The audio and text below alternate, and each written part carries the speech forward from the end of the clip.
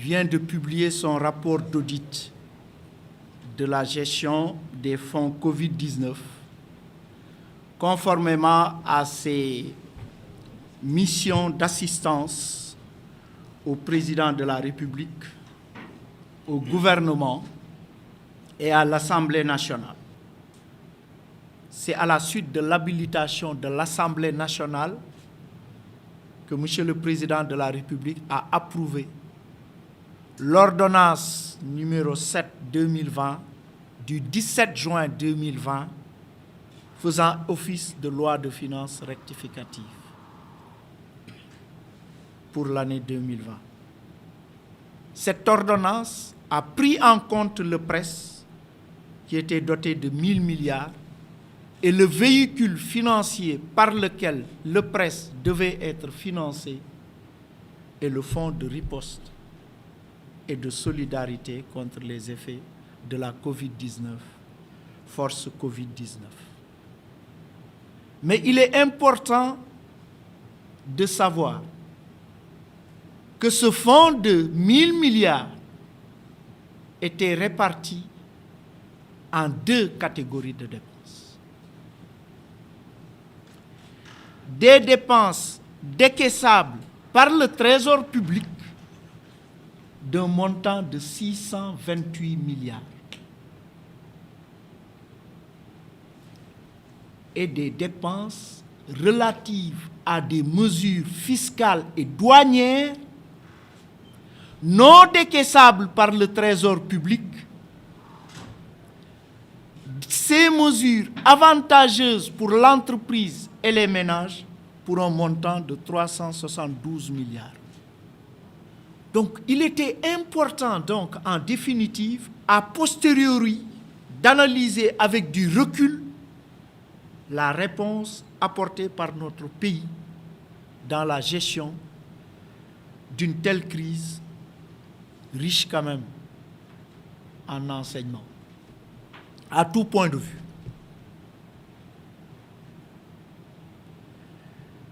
C'est à ce titre que le gouvernement, dans le cadre de ses mémorandums de politique économique et financière annuels, s'était engagé à la production de 4 rapports. C'est important. Le premier rapport, c'est les rapports d'exécution budgétaire trimestrielle. Il fallait que pour les rapports d'exécution trimestrielle, budgétaire trimestrielle, du 3e trimestre et du 4e trimestre, que ces rapports qui sont élaborés par le ministère des Finances et du Budget et qui sont transmis à l'Assemblée nationale et à toutes les institutions et au président de la République comportent un point spécifique sur l'utilisation des fonds force Covid-19. Pourquoi le 3e trimestre? Parce que l'ordonnance dont on a parlé, qui a permis de prendre en compte dans le budget le prêt, cette ordonnance a été approuvée par son Excellence, M. Macky Sall, le président de la République, le 17 juin 2020. Donc le rapport du 3e trimestre 2020 et du 4e trimestre 2020 d'exécution budgétaire devait comporter l'exécution des dépenses du fonds force Covid. 1. C'est dans nos mémorandums de 2020 et de 2021. On est en 2022. Deuxième rapport, très important, c'est l'ARMP a conduit en 2021 un audit sur la régularité des procédures de passation des marchés avec les ressources du fonds Covid-19. Tous ces rapports sont sortis.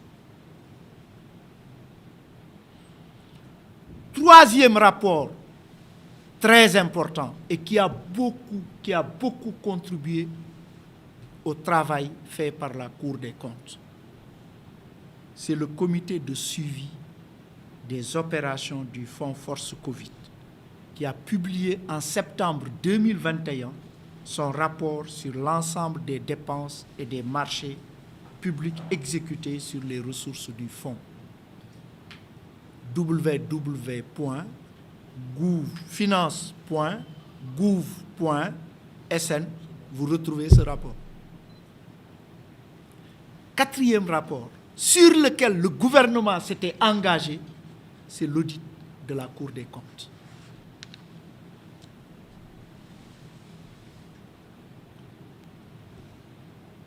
Tout d'abord, l'ordonnance qui avait été prise par le président de la République. Le président a été habilité par l'Assemblée, l'ordonnance a été approuvée et l'ordonnance a été ratifiée par l'Assemblée nationale. Et son contenu repris dans le projet de loi de règlement pour l'année 2020, qui a été transmis à l'Assemblée nationale. Et vous trouverez également le projet de loi de règlement comportant l'exécution des dépenses Covid sur le site du ministère des Finances, à l'instar du projet de loi de règlement 2021 que nous avons eu à aborder à l'Assemblée nationale. Donc, le rapport de la Cour des comptes est le quatrième rapport sur lequel le gouvernement s'était engagé à produire dans le cadre de ces mémorandums de politique économique et financière. Rapport d'audit de la Cour des comptes est publié, c'est l'engagement, avant, en 2021, sur instruction du président de la République. Le gouvernement avait pris ces engagements. Et le rapport de la Cour des comptes a procédé à une analyse détaillée et mis en relief des points positifs comme des dysfonctionnements et des insuffisances, en pointant notamment le non-respect de certaines règles afférentes aux procédures de la dépense publique dans des cas bien précis. Le rapport de la Cour des comptes a mis en exergue des fautes de gestion et formulé des recommandations pour une instruction judiciaire concernant les auteurs. C'est important.